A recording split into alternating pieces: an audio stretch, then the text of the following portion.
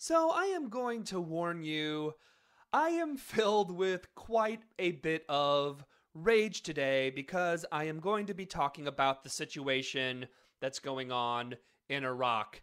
I have to warn you, I think my emotions may get the better of me. If they do, I apologize. I have a feeling I might be a little all over the place here. So let's start with things we all know from the past. Okay, in 2002, George W. Bush lies us into war in Iraq. We went in, we invaded, we destroyed their country, we destroyed their infrastructure, we broke the country of Iraq. Massive civil war breaks out. Over 4,000 Americans were killed in Iraq. Hundreds of thousands of Iraqi civilians were killed. Some say up to 1 million. We don't actually ever have a real count because it was pretty hard to keep track of so many people who died there. But lowball, hundreds of thousands, some say up to 1 million. We know over somewhere close to 3 million Iraqis were displaced out of their homes, forced into refugee camps.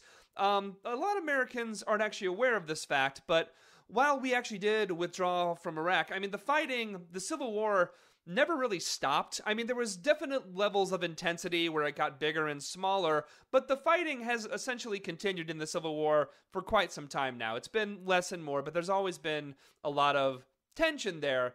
And recently, you probably know the situation in Iraq just recently has gotten much worse. A militant group called ISIS has taken over several large Iraqi cities, mostly Sunni cities. They're getting near Baghdad now, and a whole lot of killing and fighting is happening. A lot of death is happening in Iraq. Again, Iraq is a broken country, and we are the ones who broke it. Our country's actions, which was a war of aggression, a war for oil, is still to this day affecting the nation of Iraq. It is still causing people to be killed today. And it will for who knows how long.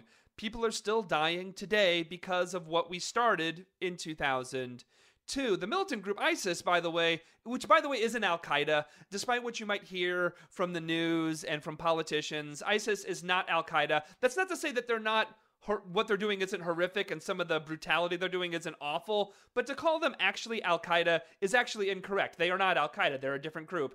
So just as ISIS is not Al-Qaeda, ISIS is, however, a direct result of our actions in Iraq, our destabilization of not just Iraq, but of the entire Middle East. And so not only do we have to watch, as more innocent people are killed in Iraq because of a direct result of our country's war of aggression. Not only do we have to watch that, we're forced to watch as every single mainstream news source parades out war criminal after war criminal. The bastards who got us into Iraq in the bloody first place, we're forced to watch now as this human scum, most of which should be behind bars, talks about the situation in Iraq today, what we should do about Iraq today. War criminals, those who caused the problem in Iraq, are on television right now talking about what we should do in Iraq. And it's on all the stations. It's on NBC, MSNBC, CNN. Of course, it's on Fox News. These monsters, these bloody, vicious friggin' monsters who broke Iraq, who caused death after death, hundreds of thousands of dead, give us their expert opinions on what we should do in Iraq, be it a Paul Wolfowitz or a John McCain or an Ari Fleischer, or not even politicians, or Judith Miller. Friggin' Judith Miller, the disgraced New York Times reporter who did the air quote reporting about Iraq having weapons of mass destruction, the one who was a stenographer for the Bush administration's lies. She was on Fox News this week talking about what we should do in Iraq. One of the women who was responsible for us going into Iraq so stupidly and blindly. And it wasn't just the New York Times. most of the media failed when it came to Iraq, but she's the main person behind it. If you want to put a picture of it, it's her picture. There's a lot responsible, but she's the poster child, certainly, when it comes to that.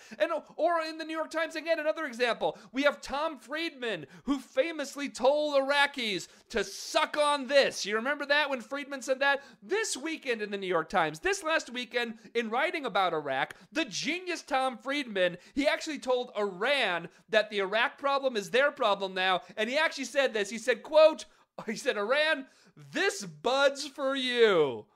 He actually said that. This bud's for you. How is this person allowed to have a column in the most important newspaper on the planet? How is he allowed to still bloody have a platform? These same monsters who are responsible for carnage, who got every single solitary thing wrong when it comes to Iraq, they are still given platform after platform. They're still put on television. And again, some of them some of them are just morons who should be run out of town and never be allowed to publish a column again. But some of them certainly should be in prison for war crimes, like Dick Cheney, who co-wrote a piece with his daughter Liz in the Wall Street Journal, which I'm going to read a couple quotes from. This is from a co-authored piece by Dick and Liz Cheney in the Wall Street Journal. Quote, "Rarely has a U.S. president been so wrong about so much at the expense of so many." I'm going to stop there for 1 second. What could you say to that? Really, what on earth can you possibly say to that? There is no irony, there is no satire, there is no comment that can possibly even begin to scratch the surface of the unbelievable amount of balls that he's showing by saying that sentence. The man who's one of the architects of the Iraq War, one of the ones who lied about this, saying this about Obama. And look, I'm not a fan of Obama. You guys all know I'm not a fan of Obama. But dear God, blaming Obama for Iraq is so unbelievably asinine. He goes on and says, quote, he and she, it's both Dick and Liz, quote, "When Mr. Obama and his team came into office in 2009, Al-Qaeda in Iraq had been largely defeated thanks primarily to the heroic efforts of the U.S. Armed Forces during the surge. Mr. Obama had only to negotiate an agreement to leave behind some residual American forces, training, and intelligence capabilities to help secure the peace. Instead, he abandoned Iraq, and we are watching American defeat snatched from the jaws of victory." End quote.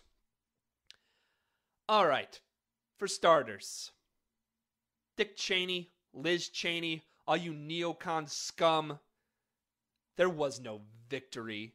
There never was a victory, despite what that evil, horrible monster buffoon George Bush might have said on the aircraft carrier with his mission accomplished banner. There was no victory. And by the way, the U.S. withdrawal was actually negotiated by George W. Bush before Barack Obama came into office. So that actually, the American troops leaving was actually a Bush decision, not an Obama decision. So again, and the only people who actually won, who actually had any type of victory in Iraq, you know who they were? The oil companies. Dick Cheney's oil companies and the weapons manufacturers, things like Halliburton, they're the ones who won. The military-industrial complex won and had victory in Iraq. They made billions and billions of dollars off of the death and destruction that they reaped and they sowed. I am in such a foul mood here, people. I can only hope, again, I have very little faith in Obama. I can only hope that he doesn't do something stupid and horrible. I doubt he'll send in troops. I think the American people are pretty much dead set against it, but there's talks of airstrikes and drone strikes. There's some people on the left who are saying we should use drone strikes. Center for American Progress posted a paper about how drone strikes should be used. My jaw drops. And look, those things don't make things better. They don't. Here we have again just another glaring example of how in our country the elites, they never, ever face any actual consequences. Not even just for their actions, but in some cases, their crimes. We have war criminals responsible for hundreds of thousands of dead. And we trot them up on TV like they did nothing wrong, like the corpses of men, women, and children that they left behind are nothing but a partisan issue, like two sides of a political coin, a story to discuss instead of an atrocity that they chose to cause. There's nothing we can do, there's nothing we can ever do to pay the civilians of Iraq back for our crimes against them. Nothing. All we can do now is just do everything we can to not make their situation any worse. We'll be right back.